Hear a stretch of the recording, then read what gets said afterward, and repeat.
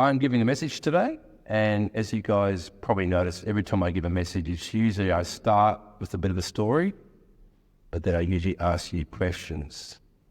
And today's theme is why I believe and the encounters I've had with God. So before I start, I'm just going to have 1 minute silence, and I want you guys to remember if you've ever had any encounters with God.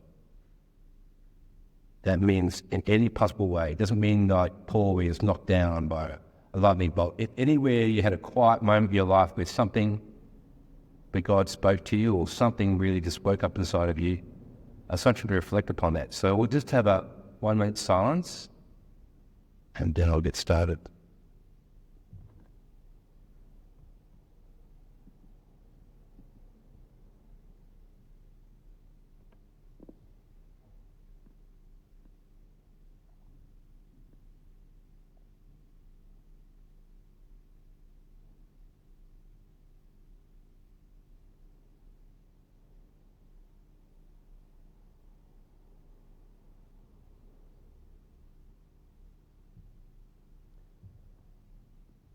I'm going to start with one of the first encounters that a man had in the Bible. His name was Paul.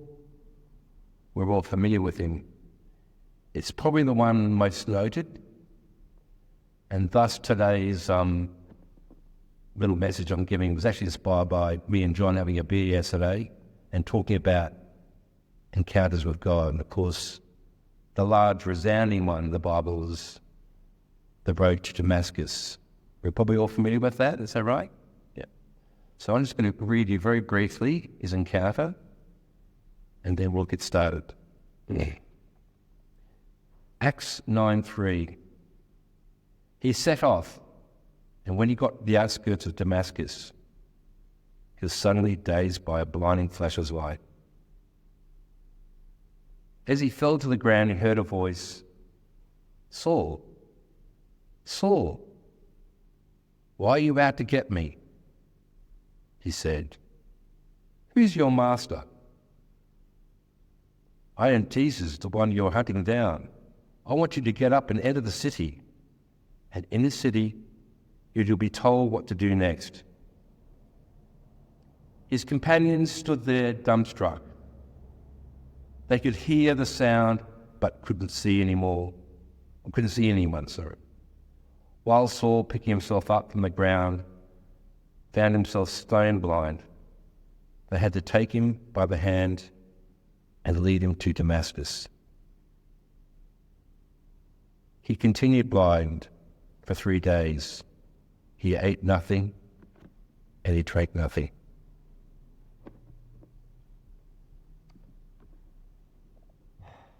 So, today it's about encounters.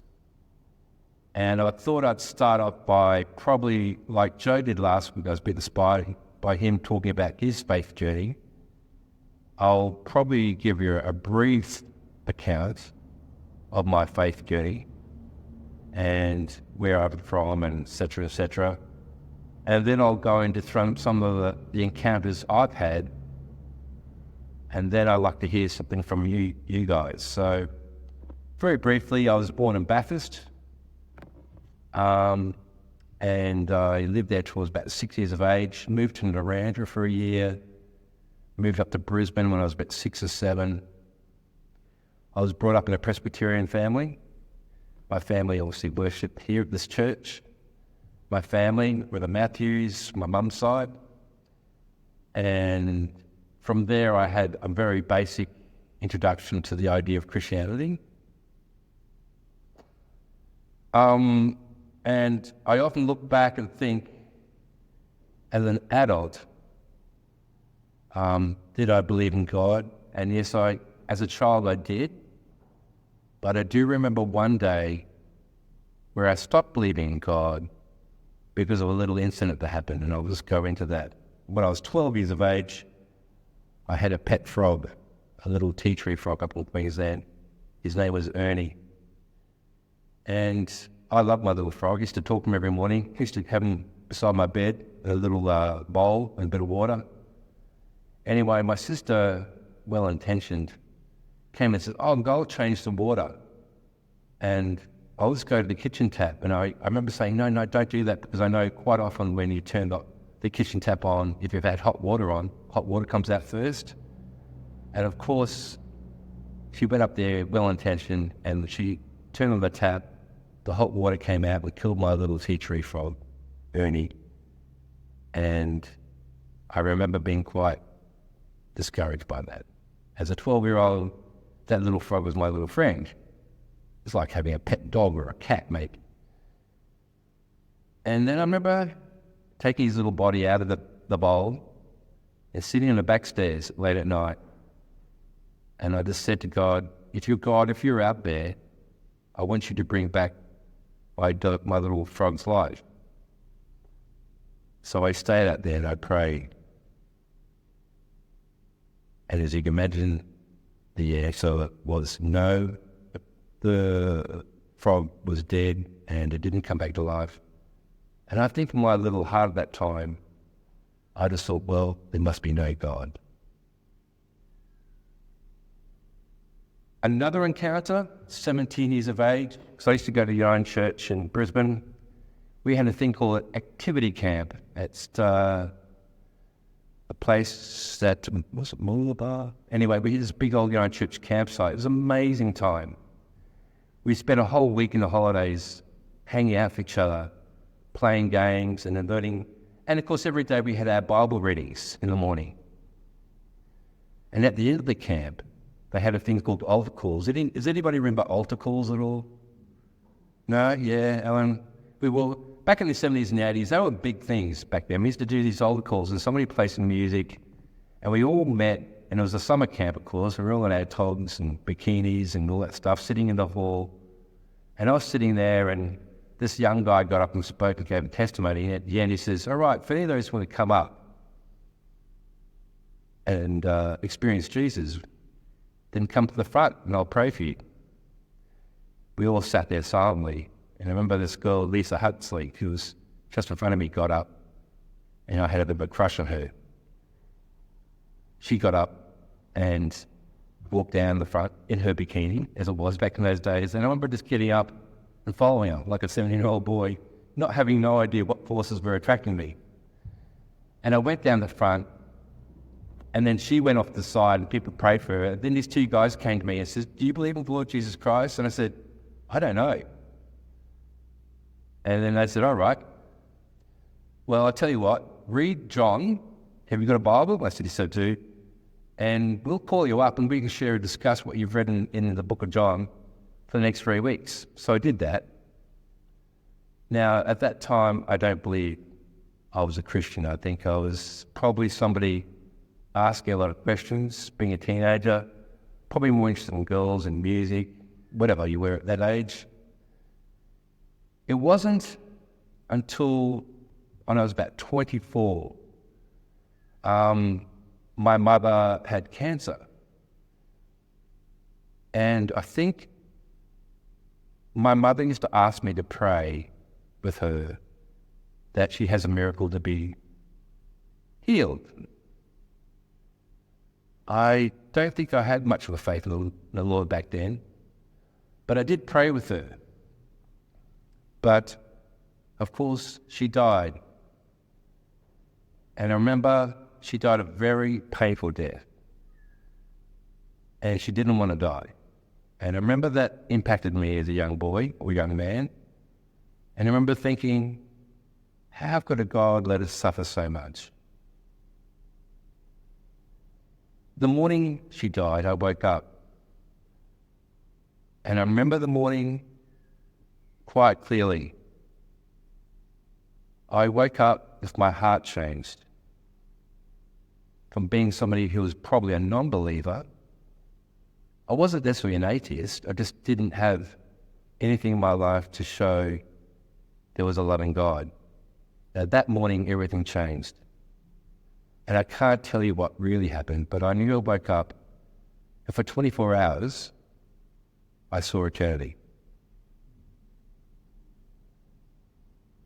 I can't tell you what I saw, but I remember walking around that day, And everything was really clear. But it's like as if I was looking here and I saw everything behind it. This is just a very small part of our journey. And the next morning I woke up, it was wiped from my memory. That was my first real encounter with God. And then about a year and a half later, I started going out for my first girlfriend when I was 24, 25. And as young relationships do, she broke up. And when she left, I went into a deep, dark night of the soul. I was deeply depressed. I didn't know what I was feeling. I was living in a household like I do down here I had a lot of people I was sharing with, and I remember sitting in my room and everybody's singing and watching TV and chatting, and I just sat in my room for days and weeks. Never really left my room. I didn't know what was going on with my heart. Obviously I was upset because my girlfriend who I'd loved left me, but that's what happens when you're young. You go out for a year or so and maybe she decided somebody else was better for her. I don't know, but I was completely and utterly in a dark night. And I remember one night distinctly, I just got in the car and I drove for miles and miles, and I ended up just heading east in Brisbane. And I drove about 25 kilometres and ended up at the most easterly point called Cleveland Point, I think it was. And I got out of the car and there's a ferry. This is about probably 8 o'clock at night. And I remember just walking onto the ferry. I don't know what I was doing. I didn't know where the ferry is going. It was the last ferry going to Stradbroke, apparently. I'd never been to Stradbroke. The ferry went across the water. It was night time. I remember looking out the ferry, the waves crashing against the boat, feeling quite dismayed, very empty. We arrived at this place called Dunwich Point. I vaguely remember getting out of the boat, or out of the ferry, and just started walking. And I walked for hours and hours and hours. And I felt a sense of just emptiness. And I felt abandoned. And I remember coming to a place about 15 kilometres later where I was walking along the road at night. Now, this is before mobile phones, by the way. I had no torch. And I could see just on the side of the road a little forest and an opening to a forest. I thought, if that's the deepest and darkest place I will go, I'm going to walk into it. So I walked into it. And as I walked into this little forest, absolutely pitch black, I fell into a dark hole, beside the track. And then pulled myself out. And then as I was pulling myself out, I know this sounds like a cliche, I saw a light at the end of the tunnel. And that light was a full moon. And as I followed that light, I don't know how long I walked. It eventually led to a tiny little beach. I think it was called Amity Point. And it's this tiny little beach, only much bigger from here to here, and the water was still. And the moon was gazing, and it looked just incredible. And I landed at a little beach, and I just fell to the ground, and I just bawled my eyes out for hours. And I remember thinking, something changed my heart. And that night, I had another encounter. And that was the encounter that I knew that I was loved by God. I can't explain it, but when I was crying, I knew there was a reason why I was crying. And I remember feeling an incredible sense of acceptance. It's like the universe was just holding out this big arm and holding me in this little natural spot in the world. And I woke up that morning on the beach, and I walked back to the ferry eventually, 15, 20 kilometres away. And going back, and from that day onwards, something had really changed my heart. But I can't explain why. Now, I think for a lot of encounters in life, we often feel the biggest things we can't really explain, like, for example, love. Like, why do you love your child? You can say it's a pretty little nice child. That doesn't say anything. Why do you love your wife or husband? Why do you love anybody? I think a lot of us would be pretty tongue-tied to explain the deepest experiences of our lives because they're beyond words. So,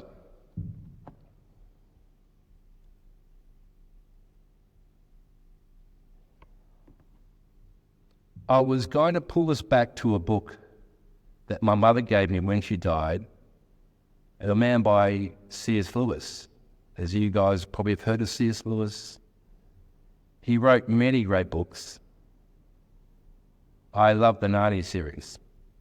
If anybody's been to my house, it's based pretty much on C.s Lewis's house, the Kilns in Oxford. It's got an attic upstairs, and it's got a wardrobe that walks into a magic world, which is just an empty storeroom, by the way. He had a huge impact on me as a child. And as an adult, my mother gave me this book called Beyond Personality. I was going to read it, but it goes for quite a while. But I remember that was one of the first bits of literature, Christian literature, that really opened my mind. And I might start reading a little bit of it. If it gets too boring, just pull me up saying, that's enough, all right? It opens up with this. Everyone has warned me not to tell you what I'm going to tell you in these talks. They all say the ordinary listener doesn't want theology. You just want to give them plain, practical religion. I have rejected their advice because I don't think the ordinary listener is such a fool. Theology means the science of God. And I think any man who wants to think about God at all would like to have the clearest and most accurate ideas about him or her, which are available. You're not children. Why should you be treated like children?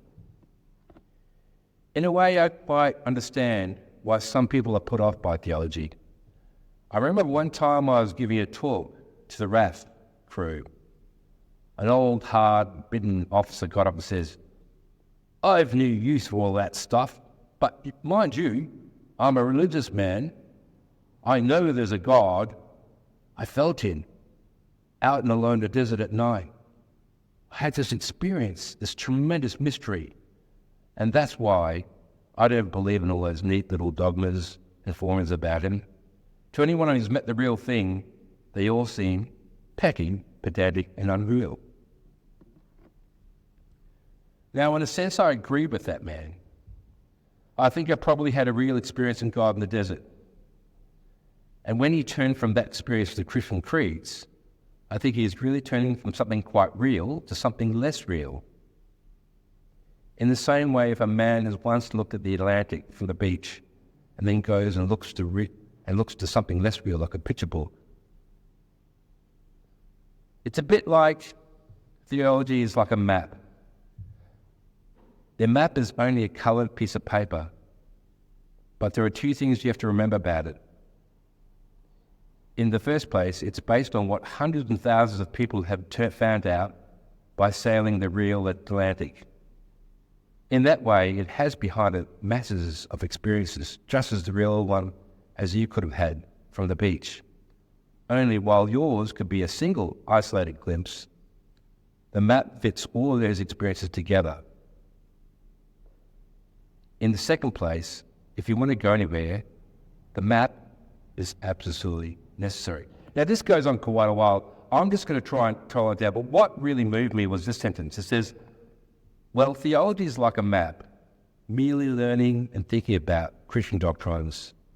If you stop there, it's less real and less exciting than the sort of thing my friend got in the desert.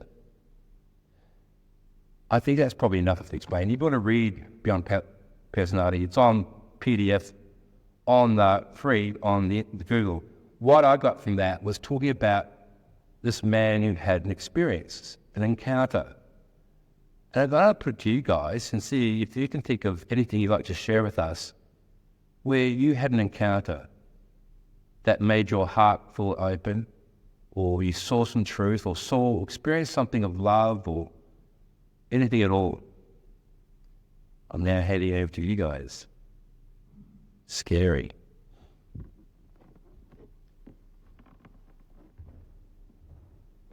They go to the microphone and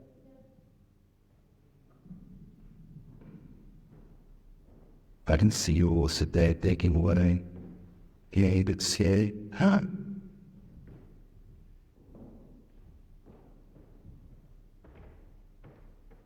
I was going to come in, Shirley. Yeah. I can. Look in the sun. Good. That's it better. Can you be my great? No. All right. Here's to the radio paper. I we hear that. Okay, Pete. I know I've seen this story before, but when I was in the mining up a year ago, I went down to Waihoma